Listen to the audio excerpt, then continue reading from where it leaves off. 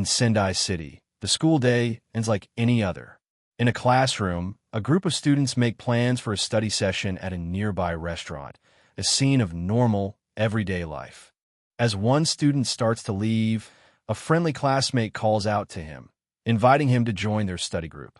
But the boy, Cory, flatly rejects her offer. With a cold and distant look, he insists he's fine, leaving the girl stunned by his blunt refusal. As Cory walks out, another student warns the girl to stay away from him, hinting at a darker side to their quiet classmate. As he walks away, the whispers follow him. Rumors that he's become antisocial since his mother's death, that he violently beat up a senior, and that he now spends his time hunting delinquents on streets. Her friends try to lighten the mood, teasing her about being interested in Cory. She quickly denies it, but her gaze drifts off, her thoughts still on the mysterious boy. But what she saw wasn't coldness. In that brief moment he turned away, she saw a tear rolling down his cheek. His tough exterior was just a mask. Later, Cory walks home alone, his scarf pulled up to hide his face. He approaches a familiar railroad crossing, the sound of the signal ringing in the air. The sight of a happy family waiting at the crossing triggers a painful memory, a stark contrast to his own lonely reality. His mind flashes back to a time when he was a small child. He remembers asking his mom why he didn't have a father, and her gentle reply that life is about finding small moments of happiness. He recalls her warm smile as she reassured him, promising that one day he too would find things that bring him joy. The memory fades as the train passes and the crossing gate lifts. Cory stands alone, the warmth of the past replaced by the cold, silent present. Suddenly, he spots something impossible, a QR code hovering in the middle of the sky. He looks around, confused, as no one else seems to notice it. He pulls out his phone, thinking it must be some kind of stupid prank. But his mother's words echo in his mind, pushing him to scan the code, just in case this is one of those enjoyable things she talked about. He points his phone at the sky and scans the code. Instantly, an app called Dungeon Seekers begins to load, welcoming him by name. He dismisses it as some kind of camera app, but as he looks at the interface, a dark, swirling vortex opens up on the street in front of him. Looking through his phone's camera, he sees the vortex is real, churning silently behind an unsuspecting man walking down the street. An enter button hovers over it. Standing a short distance away, Cory realizes something will happen if he presses the button. His curiosity gets the better of him. He presses the button. A brilliant flash of light erupts, startling a man walking by. Cory can only stare in shock, realizing he's at the center of whatever he just triggered.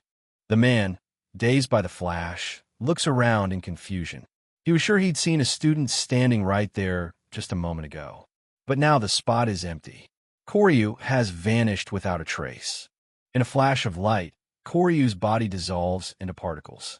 He shields his face as he's pulled into the vortex, and when he opens his eyes again, his surroundings have completely changed. He finds himself in a vast, ancient-looking stone corridor. The air is still, and the only light comes from flickering torches mounted on the walls. He stands in stunned silence, trying to process what just happened. Looking around in disbelief, he questions where he is. The crumbling stone walls and overgrown plants feel ancient and real, a world away from the city street he was just on. He touches the wall, picking up a loose stone. The gritty texture, the smell of damp earth, it's all too real. This isn't a dream. He crushes the rock in his hand, a wry smile crossing his face. It seems he's wandered into a game world. He recalls the app mentioning stats and skills, but his thoughts are cut short by the sound of approaching footsteps. A foul smell hits him, and he turns to see a grotesque creature emerging from the darkness. With dirty green skin, glowing red eyes, and a club in hand, a goblin stands before him. A strange excitement mixes with his fear. This really is just like a game. Without warning, the goblin shrieks and lunges forward, swinging its club directly at his head. Cory barely manages to block the blow with his school bag, but the impact sends him stumbling. The smile vanishes from his face, replaced by pure terror as the reality of the situation sets in. If he didn't have his bag, he'd be in serious trouble. But his problems have only just begun. Another goblin appears, and behind it looms a massive, pig-like monster, its sheer size casting a terrifying shadow. As the first goblin laughs and attacks again, a surge of adrenaline hits Cory. He dodges and retaliates with a powerful kick, fueled by anger and a refusal to be toyed with. Realizing he's hopelessly outmatched, Cory makes a break for it, sprinting down the long, dark corridor as fast as he can. He ducks into a different area, desperately trying to catch his breath. He thinks he's managed to escape, and his mind races. He needs to find an exit, not call the police. An exit is his only priority. Just then, he feels a draft of air and spots a large, ornate gate in the distance. A wave of relief washes over him as he bolts towards what he believes is the exit. But his hope is short-lived. As he rounds a corner, he runs straight into the very monsters he was fleeing. The massive pig demon and its goblin minions are blocking his path to freedom. The pig demon doesn't hesitate. With a single brutal swipe of its massive arm, it sends Cory flying through the air. He hits the ground hard, his phone skittering away from him. On his hands and knees, Cory looks up in horror at the towering monster. He knows he has to run, but he's frozen in fear as a goblin closes in to finish him off. The goblin raises its club, its tongue lolling out in anticipation as it prepares to deliver the final, crushing blow. Cory scrambles backwards, his heart pounding. He's trapped. The monsters he'd been running from are now right on top of him. But just as one of them lunges, another goblin is sent flying from behind, its head gruesomely separated from its body. Cory can only stare, stunned, as his attackers are suddenly being attacked themselves. The decapitated goblin lands with a wet thud. As the remaining one lets out a terrified shriek, Cory looks on from the ground, utterly bewildered by the turn of events. Cory stares in disbelief as the remaining monsters cackle, completely unfazed by the death of their comrades. He realizes with horror that these creatures feel no empathy, only bloodlust. Lying on the ground nearby is his only hope, his phone. Seeing a brief opening while the creatures are distracted, Cory scrambles across the stone floor toward his phone. This is his only chance. But just as he reaches it, the phone lights up and begins to vibrate loudly. The monsters immediately turn their attention back to him. He's cornered. The pig demon and its goblin minions loom over him, their menacing glares leaving no room for escape. Despair washes over him. He slams his fist on the ground in a fit of rage and frustration. Thrown into this nightmare and attacked by monsters, he can't understand why this is happening to him. He screams, cursing his own life. It feels like nothing has ever gone right for him, and now he's reached his breaking point. His anger gives way to a quiet resignation. He thinks of his mother's wish for him to find joy and apologizes to her in his mind for failing to find anything enjoyable in his cursed life. Just as he gives up all hope, his phone displays a notification. You've received 30 skill points as an initial bonus. His name, Cory, is displayed on the screen. He stares, dumbfounded. His mind reels. Levels, skills, points, just like a game. But the sharp pain still lingering in his body is a brutal reminder of the danger he's in. With a goblin breathing down his neck, he realizes the terrifying truth. Even if this is a game, the danger is real, and so is the threat of death. In a panic, he grabs the phone and frantically taps the skills button, praying there's something in the app that can save him. Time is running out. With the goblin's monstrous face just inches away, he desperately scrolls through the skill list, his mind screaming for a solution. He scrolls past several options until his finger lands on close combat proficiency. Just as he's about to select it, a goblin raises its club, ready to strike him down from behind. In a final, desperate plea, he screams at the phone, demanding the power to fight back against the monsters closing in on him. He confirms his choice. Instantly, an ethereal energy surges from his chest, spreading through every vein in his body as the knowledge of countless warriors floods his mind. His heart leaps as a new sensation flows through him. It's the thrill of combat, the raw experience of 1,000 battles being etched into his very soul. In his mind's eye, he sees a lone warrior standing atop a mountain of defeated foes. In that moment, he inherits a lifetime of combat experience. The close combat proficiency skill is learned. The fear in his eyes is replaced by a cold, predatory smile. As the goblin swings its club, he dodges effortlessly, moving with newfound grace and speed.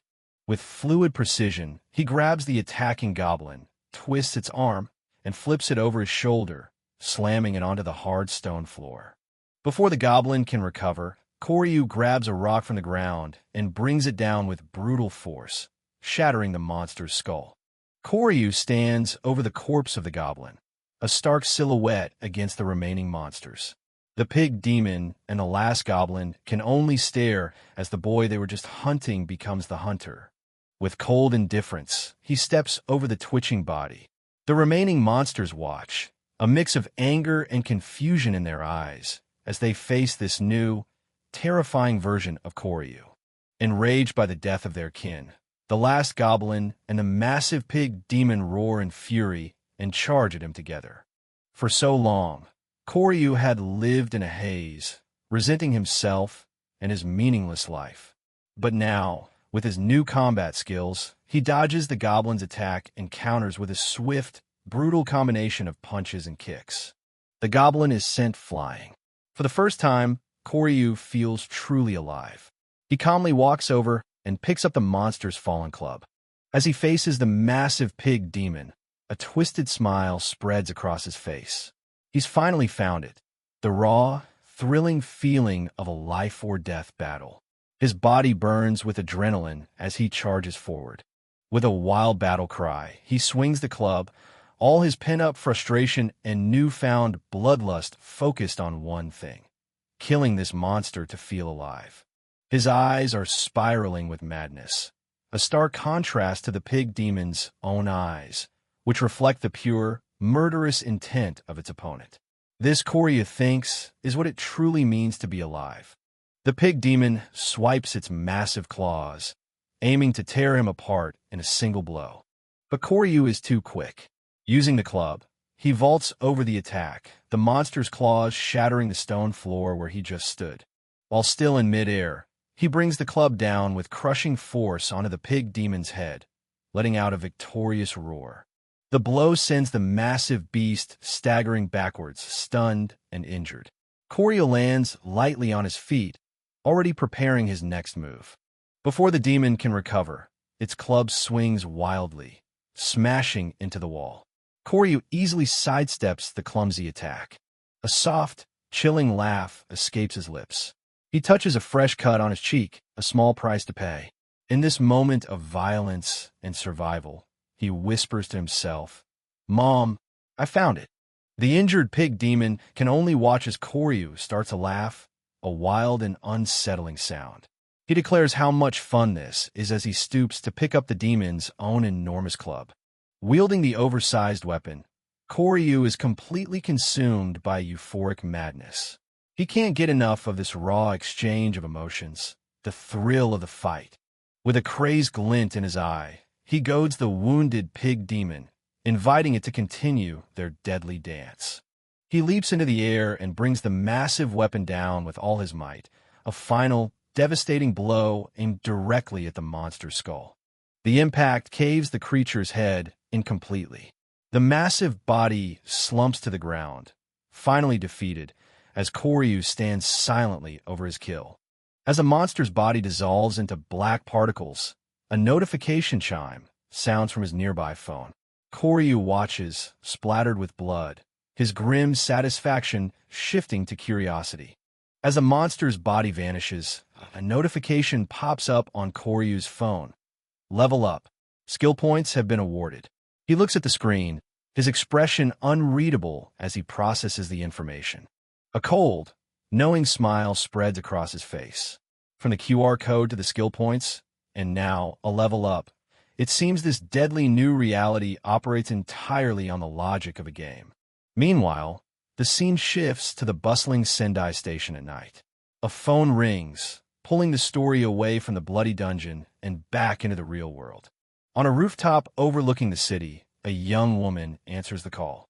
She introduces herself as Riah Amamia, confirming with the person on the other end that she has arrived safely in Sendai. The call is coming from the DS management office in Tokyo. A woman at a control console, whom Riah calls sister, confirms that Riah has reviewed the case files for her mission. Her superior warns her that this will be a dangerous investigation. The mission details flash across the screen. Riah Amamia is in charge of investigating the mass deaths of Dungeon Seekers players in the region. With a calm and determined expression, Riah acknowledges the warning. She vows to swiftly find the cause of the incidents and suppress it, unaware that the very thing she's hunting has just been born. Cory relentlessly cuts his way through the second floor, his blade a blur of motion as he dispatches another monster. He finally reaches the third floor, where the dungeon's final boss, a massive ogre, stands waiting for him. With a wild, almost unhinged smile, Cory lunges forward, ready to finish the fight. With one final, powerful blow, the ogre collapses. A notification from the Dungeon Seekers app instantly appears, confirming his victory. The system screen confirms it. Cory has leveled up to 21 and acquired 3 impressive new titles. He reflects that the fight was surprisingly easy thanks to his new skills, but the strangeness of the app leaves him with more questions than answers. Suddenly, a glowing magic circle appears on the floor. It looks just like the one that transported him here, and he cautiously steps towards it. The circle erupts in a blinding flash of light. In an instant, he's transported to a dusty, cluttered storeroom. He looks around, completely bewildered, wondering where in the world he is now. Scanning the area, he questions if he's back in the real world or in some new kind of dungeon, noting the absence of any enemies. Startled by a noise, he almost drops a stack of old bowls he finds himself holding. With surprising agility, he catches the bowls just before they crash to the floor, sending a puff of dust into the air. He lets out a sigh of relief. He recalls a story about a famous lord who smashed a tea set in a similar situation, and is glad he avoided that fate. Just then, his phone buzzes with a new notification. The app informs him he's entered a special reward room and can now store items. He decides to test the new feature. He taps store on his phone, and the tea set vanishes from his hands, appearing in his item list. He's amazed by the convenience. His exploration is cut short when he finds himself standing before a monstrous, gaping maw lined with razor-sharp teeth. He realizes the room itself may be a trap. Suddenly, a sound makes him jump back. He quickly gets into a defensive posture, ready for an attack. He listens intently, trying to figure out where the noise came from. His eyes dart upward, realizing it came from the floor above. A nervous sweat drips down his face as he cautiously heads up the stairs, drawn toward the gleam of a beautiful katana. He reaches the top of the stairs. There it is, the source of the noise. A magnificent sword, resting silently on a display stand. He wonders if this sword is the source of the powerful presence he's been sensing. As he stares, he notices something unsettling. The deep indigo scabbard seems to be swaying on its own, as if it's breathing. He cautiously reaches out. The sword pulses with a strange energy, feeling less like an object and more like a living creature. The moment his hands touch the sword, his mind goes blank, his eyes losing focus as if he's fallen into a trance. He's completely captivated, a bead of sweat running down his face as the sword's strange power seems to consume his thoughts. Suddenly, a notification sound from his phone snaps him out of it. He reels back, shocked and confused about what he was just doing. Relieved to have broken free from the sword's influence, he wonders what the new notification could be. He gets his answer, in a surge of panic. A message flashes on screen. The reward room will close in just 10 seconds, and there's a time limit. With no time to spare, he decides to store everything he can just as the room dissolves in a flash of light. The scene shifts back to the real world, showing the familiar cityscape and the railway crossing where this whole adventure started. Koryu finds himself standing exactly where he was before, his bag and scarf lying on the pavement. He takes a moment to breathe, confirming he's safely back. He picks up his belongings, reflecting on the experience. It was no dream. He truly felt alive in that life-or-death struggle, a thrill he'd never known before. With a new sense of purpose, he decides his first priority is to gather and organize every piece of information he can find about the Dungeon Seekers app. But his thoughts are interrupted by a voice. He looks up in shock to see a woman in a kimono standing impossibly on the railway crossing signal, asking if he's a new player. She gracefully lands, introducing herself as Venom, a senior Dungeon Seekers player.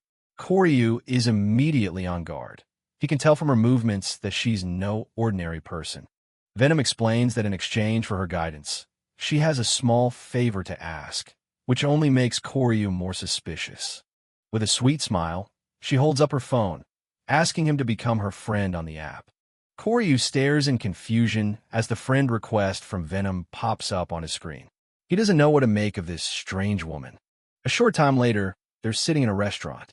Venom suddenly bows low, apologizing profusely for dragging a high school student into this dangerous world.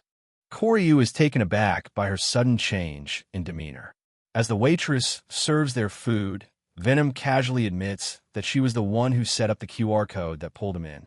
As they settle in, Venom offers to order him a cheesecake, saying there's much to discuss. Koryu ignores the small talk. He gets straight to the point, asking her to explain exactly what the Dungeon Seekers app is.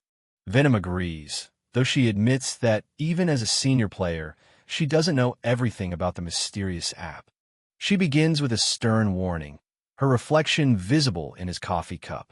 The terms of service strictly forbid sharing any information with non-members, and the penalties for doing so are severe. She explains that the main purpose of the app is to collect items, which can then be traded for real money. More shockingly, she reveals that the skills and abilities gained in the dungeon can also be used in the real world. Venom's tone turns grim as she delivers the most critical piece of information. This is not a game. Injuries sustained in the dungeon are real, and death is permanent. She emphasizes that it's a genuine life-or-death struggle against horrifying monsters. The images of the monsters he faced flash through Koryu's mind. Venom watches him, noticing his intense reaction to her words. Changing the subject, Koryu asks if the items he's collected can be sold. Venom is visibly shocked, exclaiming that he couldn't have possibly reached a reward room already. Koryu downplays his achievement, mentioning only goblins. Venom tells him he was lucky. If he'd faced an E-rank ogre boss first, he'd be dead. She then explains that items can be sold in the app, with 1 point equaling 100 yen. While she talks, Koryu opens his item list. The tea set is worth a decent 15,000 yen. But then he sees the next item, the Katana Dragon Eater, and his jaw drops.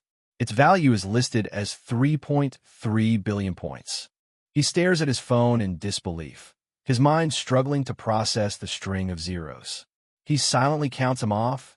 1, 10, 100,000. The number is so staggering that Koryu spits his coffee all over the table in a comical explosion of shock. 33 billion yen. Venom asks what's wrong, and Koryu quickly recovers, pretending he was just shocked by the 15,000 yen from the tea set. He forces a laugh, deciding to keep the sword's true value a secret while probing her about other rare items. Sensing an opportunity, Venom begins to spin her manipulative story. She claims to have a younger sister suffering from an incurable disease, and the treatment costs an absurd amount of money. She continues her tale, explaining that earning that kind of money in the real world is impossible. Even risking her life in dungeons isn't enough due to her limited abilities. Koryu listens, his expression hardening. Her proposal becomes clear. If they form a party, they can clear more difficult dungeons together and collect valuable items more efficiently. She then reveals why she approached him specifically. She claims it's rare to find someone with the right qualities for the app, so she set up QR codes in public to scout for qualified individuals like him. Tears well up in her eyes as she begs for his help, claiming she feels bad asking a high school student but desperately needs his strength. Koryu sits in stunned silence, completely thrown by her sudden, emotional outburst. He's cornered, unsure how to respond to her desperate plea. Koryu puts on a convincing act. He tells Venom that regardless of her intentions, he's grateful for the invitation to the app and wants to help. Venom's face lights up, her feigned tears of sadness instantly turning into tears of joy. She excitedly asks if he really means it. Koryu continues his deception, saying he's exhausted from the day's events and asks if he can give her his official answer later. Venom agrees, saying it makes sense. She gets uncomfortably close, giving him a tight hug and telling him to contact her later. Koryu awkwardly agrees, barely tolerating the contact. As they part ways outside the restaurant, Venom says she's looking forward to them challenging dungeons together. But the moment her back is turned, Koryu's polite facade drops, replaced by a cold, calculating gaze. The scene flashes to one of Venom's past victims, a terrified girl running for her life in a dark cave. She's hit from behind and sent flying. She screams as she falls into a pitfall trap, her body brutally impaled.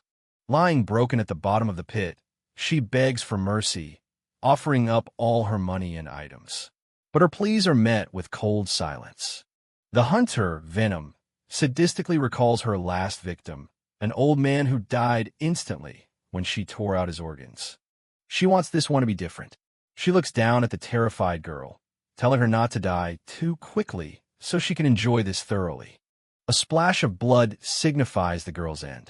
A voice echoes in the darkness, hoping the next player won't die so quickly. This is the true face of Venom, a sadistic newbie hunter. Meanwhile, Koryu isn't waiting around. He heads to a D-rank dungeon in Sendai City to level up on his own. Inside, he finds himself swarmed by giant ants, but he's more than prepared to take them on. He moves with deadly efficiency, cutting down the ant monsters one after another without breaking a sweat. His intuition skill activates, warning him of an attack from above and allowing him to dodge just in time. His close combat proficiency skill kicks in next, allowing him to instantly see the enemy's movements and find the perfect opening for a counterattack. He smirks with confidence. The enemies here are stronger, but the synergy between his skills is so good, he feels like he can't possibly lose. His intuition alerts him to the boss's presence. He stands before the giant queen ant and her massive swarm, ready to conquer this dungeon at the same rapid pace. Back in the city, a notification confirms his success. He's conquered the D-rank dungeon, leveled up, and earned the title One-Man Army. He walks through the crowd with a faint smile. Cory reflects on his progress, pleased with his level up and new items.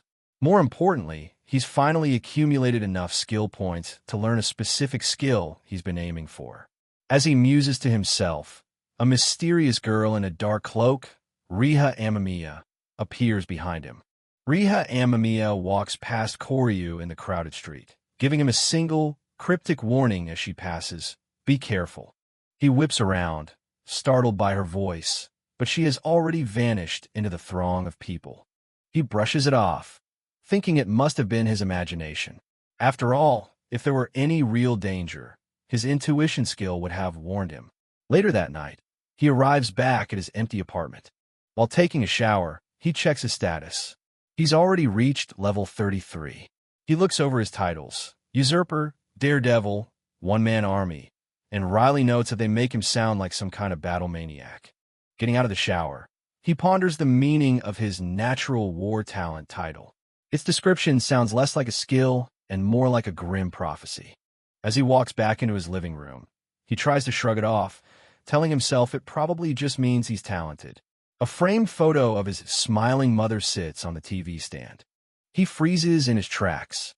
Venom is standing in his doorway, greeting him with a smug, "I'm here." Koryu is completely shocked and demands to know what she's doing in his house. He wonders how she found his address, annoyed at the thought of the app having a friend tracking feature. Venom simply makes a flirtatious and deeply unsettling comment about his apartment being tidy. She makes herself comfortable on his couch. Koryu warily offers her a coffee, as she claims she has something to consult with him about. He immediately asks if it's about her supposedly sick sister. Venom's demeanor shifts. She drops the act and hits him with a completely bizarre question. "You're not a virgin, are you?" The question is so out of left field that Cory spits out his coffee for the second time that day. Before he can even respond to her absurd question, his intuition skill flares up, screaming danger as the window behind him explodes. The mask is completely off. Venom's face twists into a sadistic grin as she reveals her true nature. She knows he's been leveling up, and her hobby is playing with virgins like him. An unseen force slams into him, sending him flying out of his own apartment window and crashing onto the street below. He can't believe this is happening. Far away, on a rooftop overlooking the city, Riah Amamia watches the chaos unfold. Her expression is grim and serious. An explosion erupts from Coryu's apartment building. Riah lands softly, observing the destruction and muttering, "It seems to have begun." Coryu runs for his life through the wreckage-strewn street. Above him, Venom floats, laughing as she bombards him with blasts of dark energy. She mocks him from the sky, impressed by his evasion skills. She wonders if he's using a perception interference item, since no one else seems to be noticing the destruction. He struggles to push himself up from the crater, battered and bruised. The relentless assault is taking its toll. Venom hovers over him, a dark sphere of energy forming in her hand. His skillful dodging leads her to a chilling conclusion. This boy is used to player killing. Coryu grits his teeth, realizing the level difference between them is too great. Even with his intuition skill, he can barely avoid her attacks. His only hope is to hang on and find an opportunity to escape. Venom mocks him from above, asking if he can feel the poison yet. Coryu clutches his chest as his body starts to go numb. He realizes with horror that her name wasn't just for show. She's a poison user. Struggling to his knees, he asks her why she's doing this. With a chilling smile, she tells him it's simply her hobby. Her face twists into an expression of pure ecstasy as she recalls the girl she hunted earlier, describing how she slowly tortured her and how hilarious it was to watch her beg for her life. She cackles, declaring that Dungeon Seekers is the perfect playground for her sadistic games. Seeing the defiance still in Koryu's eyes, she wonders how he can still make such a face. She taunts him, demanding he cry and scream pathetically, to beg for his life in the most miserable way possible. She laughs maniacally, thrilled by the prospect of a new toy. Since he's a higher level than her previous victims, she expects him to entertain her for quite a while. Coryu collapses, the poison finally taking full effect. He's completely at her mercy. Venom watches him, growing impatient. She had planned to cut off his limbs, but he still has enough strength to evade. She decides to wait just a little longer for the poison to fully paralyze him. To pass the time, she decides to chat. She mockingly asks why he decided to enter dungeons alone without contacting her. But Coryu starts to laugh. He reveals the truth. He knew her sob story about a dying sister was completely rotten. He only pretended to go along with it to use her, an experienced player, to get into higher difficulty dungeons. Venom is stunned into silence. Coryu continues, telling her that her method of targeting newbies was obvious from the very beginning. Then, with a look of utter disgust, he delivers the ultimate insult. "Your breath stank. I never wanted to get close to you again." The personal attack makes her snap. Her face contorts into a monstrous visage, her human disguise cracking as she screams in pure rage, promising to tear him apart. As she lunges, Coryu sees his opening. This was the moment he was waiting for. Ignoring the poison racking his body, he summons his trump card, shouting "Manifest." The katana dragon eater appears in his hands. With a powerful roar, he swings the massive blade in a wide, horizontal arc. The force of his swing is immense. The blade cuts clean through Venom's kimono, shredding the fabric instantly. The tattered pieces of her kimono fall away, revealing a skin-tight black suit underneath. Her human disguise is gone. Venom lands, a look of shock on her face. She realizes the dull blade he picked up was his real trump card. She scoffs, saying now that she knows his aim, she'll just whittle him down with ranged poison attacks. But to her disbelief, Koryu is smiling. He informs her that while she was busy licking her chops, he used the skill points he'd been saving to acquire a brand new skill. Venom is incredulous. She refuses to believe he could have possibly obtained a skill powerful enough to overcome this situation. She furiously demands to know what on earth he got. Koryu holds his sword, a dark and powerful aura erupting around him. With a cold, confident gaze, he reveals the name of his ultimate skill, a power intrinsically linked to his legendary weapon, Autumn Sword Dragon Eater. At the Tokyo branch of the DS Management Office, an operator keeps a close eye on a player known as Venom. Her file shows minimal information, but her face gives off a dangerous vibe. Suddenly, a man appears behind her, startling her so much she jumps out of her seat. He leans in with a smug look, complimenting her for working late. He's producer Kuga, and he gets straight to the point, asking if Venom is the suspect in the serial killings. The operator, Amamia, confirms that they've gathered all the necessary evidence. Kuga reveals they're holding off on her arrest for now. His sister, Riah, is currently tracking Venom, and they've received an interesting report that's changed the situation. The scene shifts, showing the subject of that report, Koryu Karace, a player of the Demon Sword fantasy class, gripping his weapon, ready for battle. He stands before Venom, who eyes him with suspicion. She senses something is off, wondering if he's bluffing or has a trick up his sleeve. Koryu, meanwhile, weighs his options, thinking he might have to run. But Venom's confidence quickly returns. She believes Koryu is completely frozen, paralyzed by her poison, like a helpless frog mesmerized by a snake. Her thoughts take a dark, twisted turn. She gets a thrill just imagining him suffering a humiliating and messy defeat, completely at her mercy.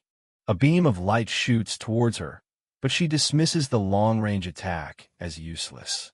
Licking her lips, she decides it's time to use her own trump card. She raises her hand to the sky, launching her skill. Koryu watches intently, his eyes fixed on his phone as he analyzes her move. He knows that no matter the skill, it's still just a sword. With a snap of her fingers, the night sky lights up as countless projectiles begin to rain down from above. Cory looks up in shock. The sky is filled with glowing magic circles, all firing down on his position. There's nowhere to run. As the barrage hits, Venom lets out a wild, maniacal laugh. She taunts him from afar, promising to make him pay for mocking her and asking if he's finally learned his lesson. A massive cloud of dust and smoke covers the battlefield. Standing at a distance, Venom watches the destruction, a flicker of doubt crossing her mind as she wonders if she might have overdone it. But her doubt quickly turns to frustration. It was no fun if she couldn't break him slowly. She hoped there would at least be some pieces of him left to find. As the smoke clears, an unbelievable sight greets her. Koryu is standing there, completely unharmed. Venom's eyes widen in absolute disbelief. She realizes something is terribly wrong. Her magic circles and the poison mist she had deployed are all disappearing, being drawn towards him. A terrifying shadowy form manifests around Koryu's sword. It's devouring her magic, consuming everything she throws at him.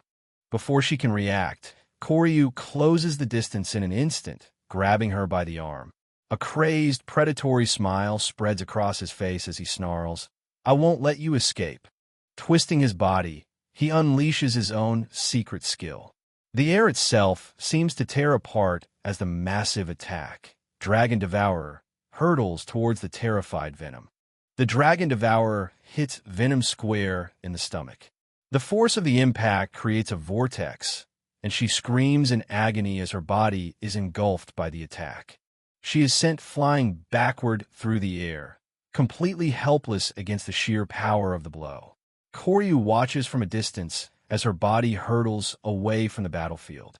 As she falls, defeated, a faint laugh escapes her lips. She finally understands the truth about her opponent, whispering, "So, you're also—" A horrifying, monstrous grin spreads across Koryu's face as he finishes her sentence in his mind. In that moment, he accepts the dark truth.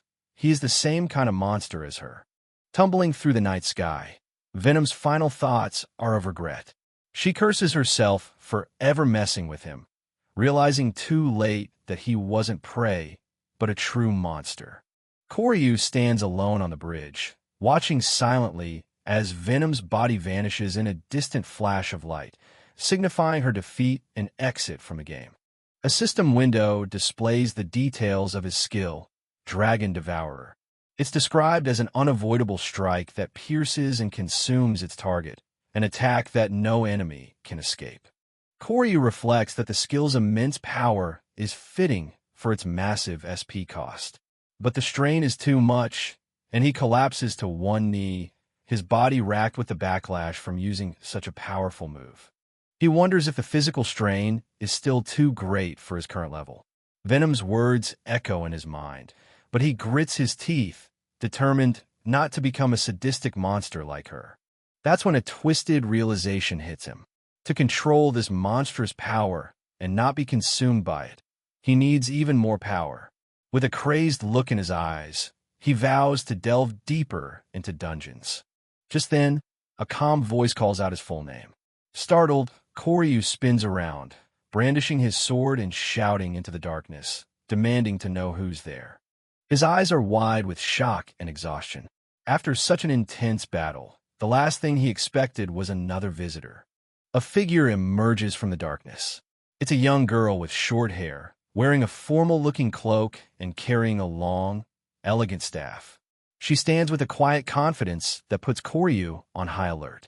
Cory eyes the newcomer with suspicion, his mind racing. He didn't sense her presence at all, making him wonder if she's an ally of Venom. The girl simply watches him, her expression unreadable. She politely asks if she can speak with him. Caught off guard, Cory stammers out a response. He immediately cringes, scolding himself for being so awkward after just facing down a killer. The girl introduces herself as Riah Amamia, stating that she's from the Dungeon Seekers Management. The official title does little to put Cory at ease. Riah bluntly informs him that he just killed another player and that she needs to take him to Tokyo for questioning. Cory's suspicion deepens. Her timing is too perfect, and this isn't how management usually operates. He refuses, telling her he can't trust someone who just appeared out of thin air. When Riah looks away, admitting the situation is complicated, Cory knows he's right not to trust her. Realizing talk is useless, Riah prepares to fight. She warns Cory that this might hurt as a powerful golden blue energy erupts around her. Cory watches, his shock quickly turning to fascination as her staff transforms into a complex, geometric weapon. With unwavering resolve, she makes her objective clear. If he won't cooperate, she will subdue him right here and take him to Tokyo by force. But Cory isn't afraid. Instead, a grin spreads across his face. He can tell from her power that she's a formidable enemy, and the prospect of another real fight excites him. The story takes a step back to explain the world. This is the layered world, a third dimension where the surface world and the underworld overlap, creating a realm of monsters and magic. To combat threats from this world, a special weapon was developed, the Dungeon Seekers smartphone app. It allows users to collect items and develop their skills to fight back against the invaders. Riah explains her side of the story. Her mission was to suppress troublemakers who misuse the app. While tracking a female suspect responsible for players disappearing in the Tohoku region, she stumbled upon Cory, an even greater unknown threat. Her eyes are fixed on his weapon, the demon sword, Dragon Eater. It radiates a powerful and dangerous aura. Riah recognizes it as a fantasy-class weapon, surpassing even the legendary class. Its majestic appearance is almost enchanting. As she analyzes the sword, Cory wastes no time and charges straight at her. He swings his massive sword, but Riah effortlessly parries the blow with her slender staff, showing a clear difference in their technique. Riah is impressed by his sharp skills and quick reflexes. Deciding to test him further, she dodges his follow-up attacks, gracefully moving around him to lure him into making a mistake. She deliberately creates a fake opening. Koryu sees it and lunges forward, thinking he has her, only to realize at the last second that it was a trap. Riah easily evades his attack, coolly telling him he's no match for her. Koryu stumbles, his attack missing completely, proving her point. Riah stops the fight to explain the power gap between them. Her golden blue magic acts as a perfect shield that his physical attacks can't even scratch. She urges him to surrender and come to Tokyo, guaranteeing his safety. But Koryu's reaction is not what she expects. Instead of being discouraged, a wide, manic grin spreads across his face as he says, "You're amazing." Riah is completely bewildered. He begins to laugh with pure joy. This is exactly the kind of battle he's been craving, the type of thrilling fight that made him fall in love with combat. He then flips her own words back at her, asking if she really intends to subdue him without injury. Koryu mirrors her promise with a chilling smile, declaring that he'll subdue her without causing any injury. Riah realizes with annoyance that his will to fight is stronger than ever. Riah calmly assesses the situation.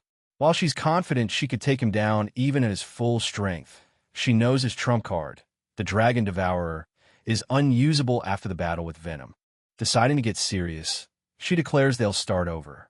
She materializes several geometric shapes in her hand and launches one, signaling the beginning of the real fight. In an instant, four massive crystalline shields materialize around her, radiating magical energy. Koryu stares in shock, stunned by the sheer scale of her defensive magic. The shields press in on him from all sides. He yells as he swings his sword, desperately trying to break through the magical barrier. While he's distracted by the shields, Riah lunges forward with her staff. Cory barely manages to leap out of the way, dodging the swift and precise attack. The battle becomes a high-speed dance of offense and defense. Riah weaves between his attacks, her staff clashing against his sword, while Koryu fights with a look of pure, predatory joy on his face. The fight rages on. Riah unleashes a flurry of attacks, forcing Koryu onto the defensive as shards of her shattered shields fly through the air. She moves with incredible speed, attacking from multiple angles at once.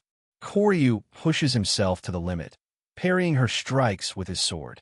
Riah notes that he's dodging well, even though she's holding back. Koryu, however, is ecstatic, marveling at her unique fighting style. He laughs, eager for his turn to go on the offensive.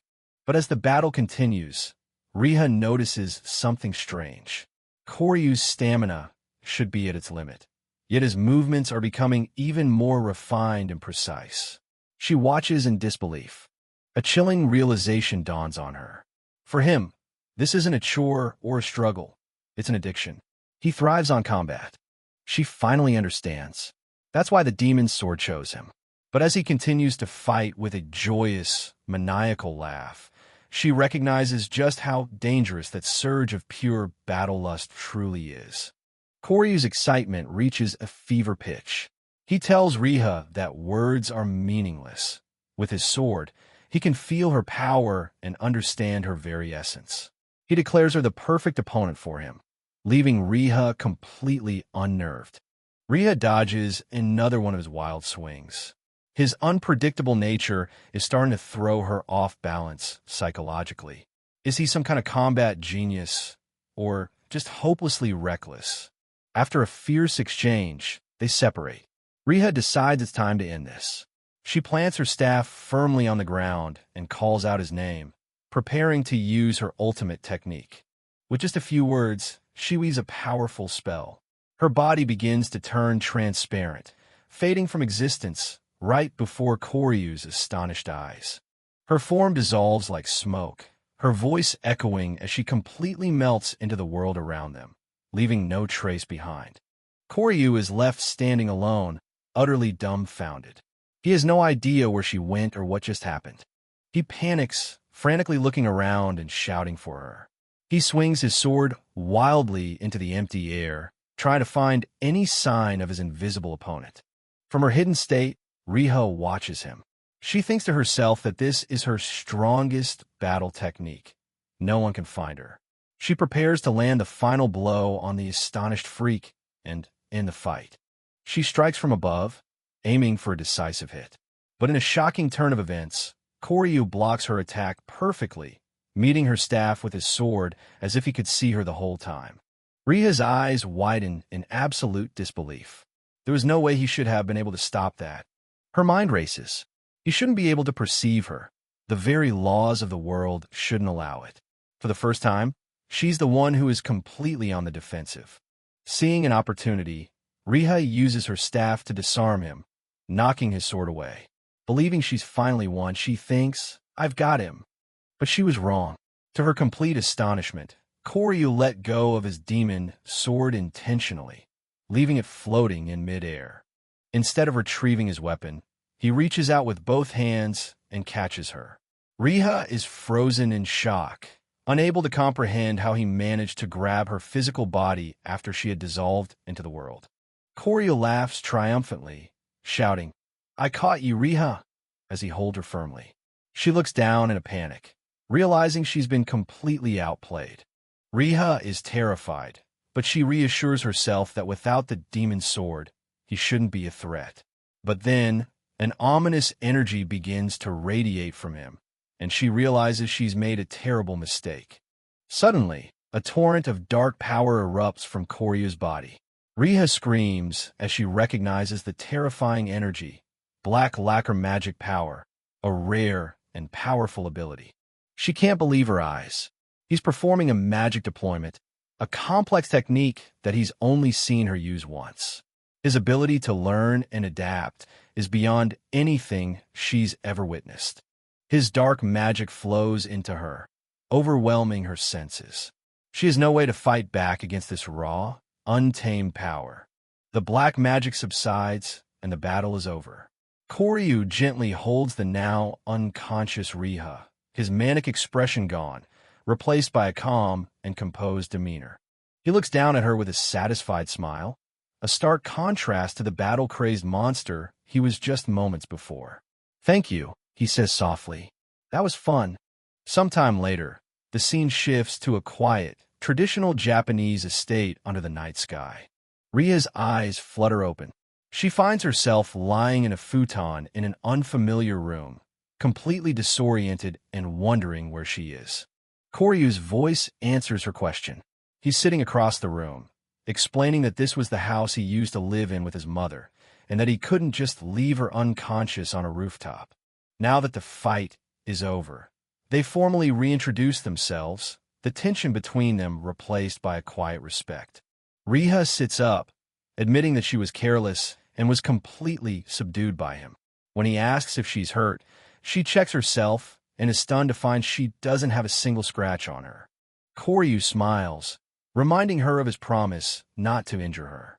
He tells her he wasn't fighting to the death, proving that he had been in control the entire time. Riah can only listen, finally understanding the depth of his ability.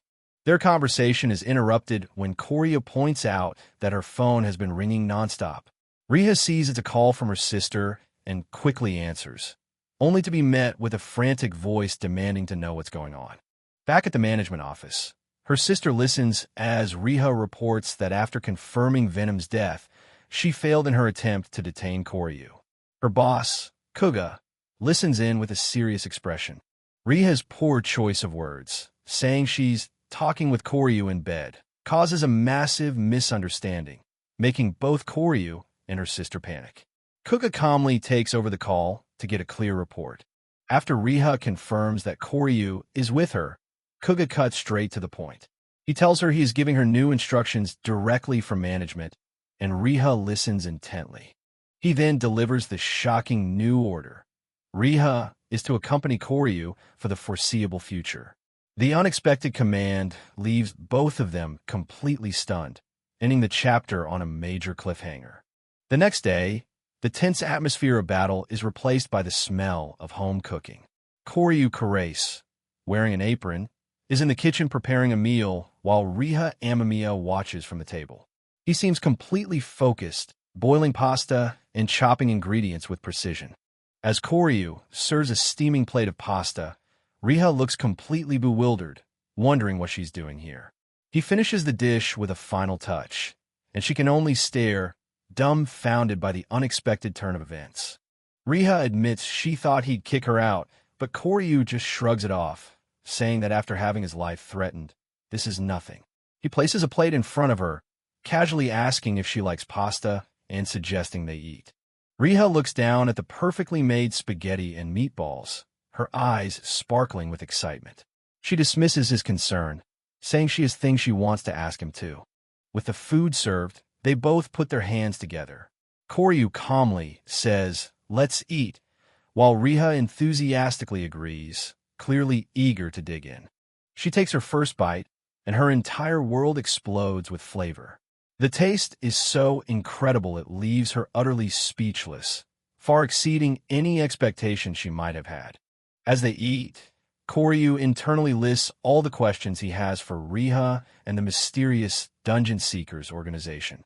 He recalls the strange order for her to stay with him, but decides to put his suspicions aside for now.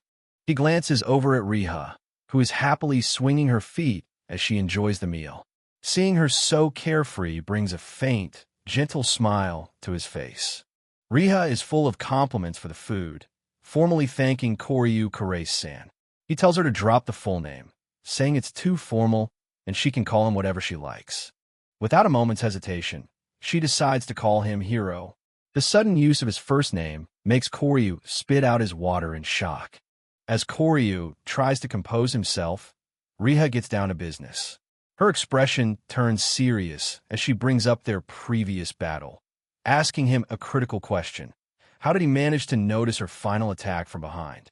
Cory calmly replies that it was simply intuition. Riah is stunned. She can't believe that her trump card, her ultimate move, was countered by something as simple as a gut feeling.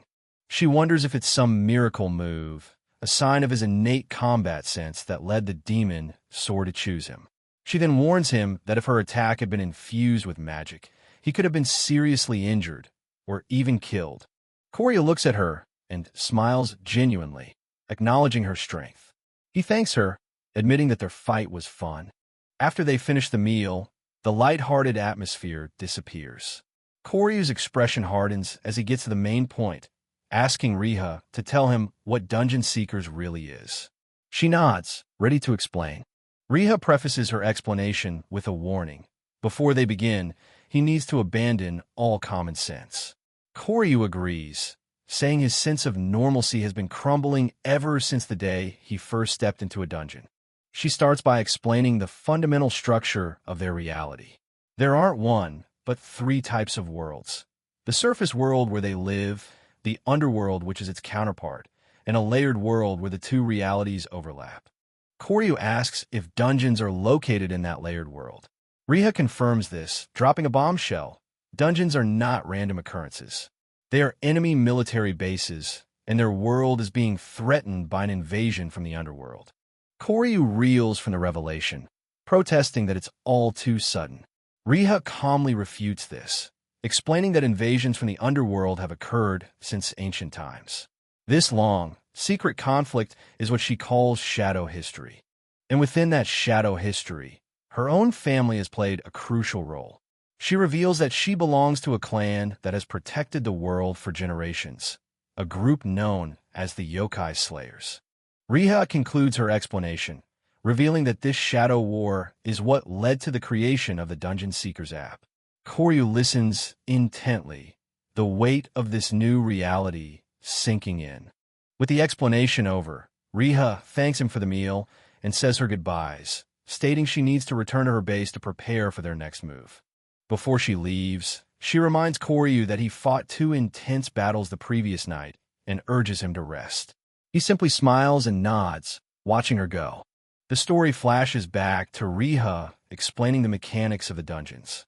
The vortexes that Cory enters are actually portals to the layered world, opened by invaders from the underworld to steal resources. From the perspective of those on the surface world, these vortexes become the entrances to dungeons, accessed by pressing the plunge button on the app. And the monsters faced inside those dungeons are creatures that originated from the underworld. Cory is shown single-handedly taking on packs of them with deadly efficiency. While most creatures stay within the layered world, Some manage to overflow from the vortexes, terrorizing the surface world as well. These beings are what people have historically called yokai or demons, and Koryu cuts them down one after another, his skill growing with every swing. As he processes this new information, a wild grin spreads across his face. While the world calls these creatures yokai, his clan, the yokai slayers, have made a living by exterminating them. Riah explains that the skills and levels within the app are actually modern innovations based on ancient yokai slayer rituals. Her own family, the Amamias, were even involved in the app's development and operation. Back in the present, Koryu finally understands. Riah apologizes for lying about her involvement. He then recalls the strange reward rooms after boss battles, filled with masks and items that humans can't typically equip. He remembers taking one of the strange, mask-like rewards from a dungeon, deciding to just take anything that looked remotely akeepable. Finding a vortex at the shrine that holds memories of his mother, Koryu's resolve hardens. He doesn't care about the grand invasion from the underworld. His motivation is personal. He simply can't forgive the destruction of a place so precious to him. A predatory smile forms on his lips. He feels himself getting used to conquering dungeons and, filled with a thirst for battle, decides to see just how many he can clear in a single day. Koryu goes on a rampage. He learns that for unknown reasons, there's been an explosive increase in creatures from the underworld, forcing the government and yokai slayers to train new personnel. He successfully conquers an E-rank and D-rank dungeon in rapid succession. The onslaught continues as he clears dungeons of all ranks, one after another. This is the true purpose of dungeon seekers, a weapon and training tool to fight back against the invasion. Finishing her explanation, Riah admits that the app is still in beta. They never anticipated that ordinary members of the public, like Koryu, would end up participating. Riah offers him a way out, a forgetting ritual to return to his normal life. But Koryu's eyes are firm. He declares his choice to continue. With his decision made, Riah officially approves his participation in the Shadow War. The results of his rampage are clear. After conquering another D-rank dungeon, Koryu's status screen reveals his explosive growth to level 41, now boasting an array of powerful titles like Natural War Talent and One-Man Army. His face is flushed with pure, manic joy, a stark contrast to his formerly lifeless expression. He shouts his gratitude for the Dungeon Seekers app, proclaiming that his stagnant life has finally found a new, thrilling purpose. Standing amidst the phantoms of the bosses he's defeated, Koryu makes a bold declaration, his voice filled with newfound purpose. He will conquer every single dungeon in Sendai. Later that night, the battle-crazed energy fades. Koryu walks home alone under the starry sky, the city quiet around him. He seems lost in thought, processing the day's events. But as he arrives home, he finds a surprising sight waiting for him. Riah stands at his gate, suitcase in hand, clearly intending to stay, as per her orders. Koryu is stunned to see her. She casually calls him hero and asks what he's doing out so late, much to his surprise. Forgetting his exhaustion, Koryu's face lights up with manic excitement. He rushes towards Riah, telling her he has to share what he's been up to. He unleashes a torrent of words, excitedly recapping every dungeon he conquered. He talks about the 200 million yen item he found, a cool horn dog boss, a disgusting tentacle monster, and even a special slime, leaving Riah completely bewildered and overwhelmed by his sudden burst of energy. He gives a thumbs up, a huge grin on his face as he exclaims how much fun it all was, completely oblivious to Riah's silent, unimpressed stare. Her expression suddenly darkens. With a chilling smile, she reminds him of her earlier advice, that after fighting her, a high-ranking slayer, he should be resting. Koryu freezes, the memory finally hitting him. Riah announces that it's time for a lecture. As his newly assigned monitor, she's about to lay down the law. The next day at school, the atmosphere is completely different. As Koryu walks through the hall, a classmate spots him, surprised by his presence. The girl, Sato, catches up to him. She nervously mentions that the teacher was looking for his career path for him, but that's not the only reason she approached him. She tells him that he seems much brighter lately. Cory is taken aback for a second, then gives a small, genuine smile. He replies that maybe it's because he's found something fun to do. He waves goodbye, promising to bring the form the next day. Sato watches him go, happy to see her formerly gloomy classmate looking so much better. The scene flashes back to the previous night's lecture.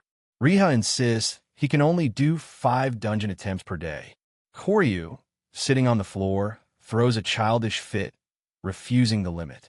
Riah warns him that at this rate, his body will break down. To convince him, Riah makes a powerful offer. If he accepts the limit, she'll personally accompany him to a C-rank dungeon the next day. Cory, who was just thinking about tackling a higher rank, is immediately tempted. The deal is struck. When Cory quietly agrees, Riah playfully pretends she can't hear him, forcing him to shout his promise. She smiles, having successfully reined in his addiction. But the next day, Cory is already trying to find a loophole. On the train after school, he texts Riah, attempting to renegotiate his dungeon limit up to 10 attempts per day. Riah immediately shoots him down. He arrives at Sendai station to find her already waiting. Dressed in her Slayer attire, she greets him with a cheerful hero. They need to find a suitable C-rank dungeon, but Cory is one step ahead. He tells her he's already found one and that they should head there right away. Suddenly, a massive black vortex rips open in the middle of the busy station plaza. Riah calmly identifies it as their C-rank target. Cory panics, pointing out all the people around, but Riah seems completely unfazed. Riah just smiles, telling him it's fine and to hold her hand. Cory, flustered by the public display and the crowd of onlookers, hesitates. She explains that she'll use an invisibility spell on them. Cory realizes this is her solution, but he's still embarrassed, wishing she wouldn't do things that make her stand out so much. He takes her hand, and in a flash, they're transported from the busy station into the C-rank dungeon, a desolate wasteland filled with pillars and prowling, beast-like monsters. Upon arrival, they're immediately faced with enemies. Cory assumes they are the bosses, but Riah casually dismisses them as mere small fry.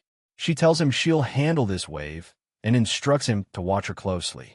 Suddenly, the ground trembles as the massive stone pillars are ripped from the earth and launched into the air like a barrage of missiles. Cory watches in shock as the pillars rain down on them, realizing the very environment is hostile. Riah shouts a warning, explaining that from C-rank onwards, dungeons have their own traps and defense mechanisms. She tells him not to let his guard down for a second. Without missing a beat, Riah charges head-on into the fray, spear at the ready to face the horde of yokai. She moves with incredible speed and power, dispatching the monsters with brutal efficiency. A kick here, a spear thrust there, and the enemies are torn apart in an instant. Cory can only watch as Riah dances through the battlefield, a whirlwind of destruction leaving a trail of defeated monsters in her wake. He's completely captivated by her movements. He thinks to himself that her fighting style is both beautiful and overwhelmingly strong, and the more he watches, the more he understands a massive gap in their power levels. After she effortlessly clears the area, Riah notices Cory's intense stare and asks if something is wrong. He can only praise her, admitting she's so incredible he thought she could clear the dungeon all by herself. Riah admits she can handle dungeons up to C-rank alone, but anything higher would be impossible. She then delivers a sobering warning. From this point forward, they'll be facing legendary class yokai. These legendary yokai are ancient, powerful beings from the underworld whose destructive rampages across the surface world have been recorded as myths and legends throughout history. They arrive before a massive, ornate door. Riah announces that this is the final boss. But then she gives him a new command. She wants to test his power, and he must face this challenge alone. The doors open to reveal a horrifying, gigantic beast. Riah introduces it as the Devourer, a legendary yokai whose tales of destruction are known all over the world. As Koryu prepares to face the monster, Riah tells him that his demon sword is powerful, but it's useless without the courage to face such a terrifying opponent. The devourer unleashes a wave of pure killing intent. But instead of fear, Koryu feels a familiar thrill. For him, this suffocating pressure is what it feels like to be on the edge of death. A grin spreads across Koryu's face. He tells Riah that the devourer isn't the one to be feared in this fight. He is. Riah watches him, a faint smile on her lips. She understands now. This is his true nature, a pure battle addict thriving on the edge. With a simple, do your best, she gives him the go-ahead. Koryu immediately charges, running headfirst towards the colossal beast, ready to throw himself into a battle where the odds are stacked impossibly against him. Riah watches from the sidelines, analyzing the fight. She knows Koryu is being pushed back. At his current level, he's severely underpowered. A single direct hit from the legendary yokai would be enough to finish him. Koryu barely dodges a massive bite attack, sliding right under the beast's jaws. Riah knows that what bridges this huge gap in power isn't just stats, but pure technique and courage. Seeing an opening, Koryu leaps high into the air, sword raised, determined to take the monster's head in a single blow. But the devourer is shockingly agile for its size. It leaps to meet him, and Koryu can only stare in disbelief. Riah watches, knowing the fight isn't over yet. Koryu lands just in time to avoid being crushed as the monster's head slams into the ground, shattering the rock where he stood a moment before. The devourer grins, thinking it has the upper hand, but Riah calls out to it, telling it not to be so proud and to look closer. The beast roars in pain. In a godlike feat, Koryu had not only dodged the devastating attack, but had also managed to land a clean strike on the yokai's back. Riah is stunned. He's not a trained soldier or a slayer, just an ordinary person. Yet, he's performing feats that shouldn't be possible. She realizes that the yokai, which had been radiating killing intent, is now looking at Koryu with pure fear. He is, without a doubt, a natural talent. In that moment, the tables have turned. The legendary devourer finally understood that it was no longer the hunter. It had become the prey. Koryu taunts the beast, telling it to be afraid of him. Riah recognizes this overwhelming pressure. It's the same secret technique she witnessed during their spar. He unleashes his ultimate skill, pouring all of his power into his sword as he yells its name. Dragon Devourer. The attack lands, and the legendary yokai dissolves into black particles, its reign of terror finally over. With the battle won, Koryu lets out a crazed, triumphant laugh. But as Riah watches him, her face is full of worry. She fears that his focus on dungeons will turn into an obsession, leading him down a path to ruin. She watches him walk away from the carnage, a grim realization dawning on her. As a fellow warrior, she might be the only one who can stop him if he goes too far. The tension breaks as Riah congratulates him, telling him it's time to collect their reward and escape. With the danger gone, they're both excited about what loot they might find. Back in the real world, Koryu complains that the reward wasn't great and the whole ordeal was just tiring.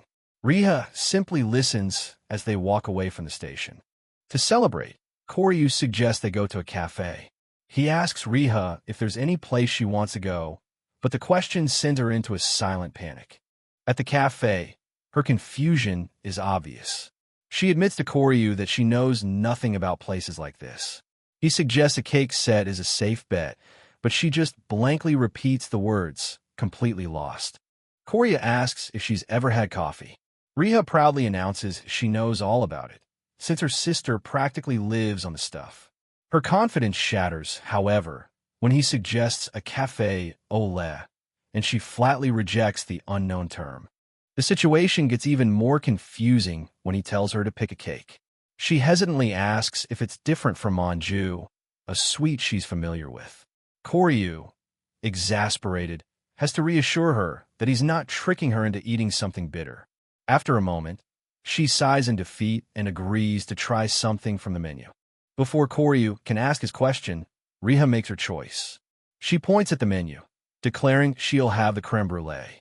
Cory sighs, realizing she only picked it because the name sounded like a new type of yokai. While they wait, Cory brings up his question. He was curious about the branch vortex designation for the C-rank dungeon they just cleared. Riah smiles, realizing she hadn't explained that part of the system yet. She explains that dungeons grow like trees, gathering magical power from the world. Like roots and leaves, they expand, starting from a single trunk and branching out.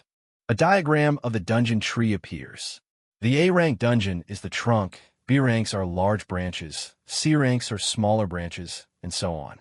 She explains that by conquering a higher-ranked dungeon, all the lower-ranked dungeons connected to it are destroyed automatically.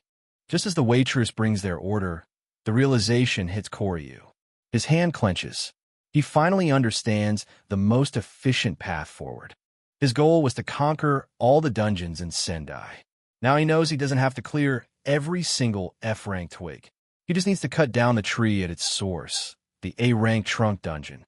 He knows the difficulty will be immense. Even Riah admitted she couldn't handle a B rank alone. But with a determined smile, he accepts the challenge. He finally has a concrete goal, and the only thing left to do is get stronger. While Cory was lost in his ambitious planning, Riah takes her first bite of the creme brulee. The taste is a revelation, leaving her in a state of pure bliss. Cory tries to get her attention to discuss their next move, but she's completely absorbed. He tries again, asking if she's listening. She snaps to attention, still dazed from the dessert. Cory states that it will be tough to challenge a B rank until they're stronger. Riah agrees, her professional demeanor returning. She lays out their new plan. For a while, they'll focus on clearing C and D rank dungeons to help him level up and to improve their coordination as a team. As they leave the cafe, Cory casually points out that she still has cream on her mouth, causing her to blush. A final status update reveals the fruits of his labor. Cory has reached level 52, gaining powerful new skills and titles like Fearless Hero and Castle Siege Expert.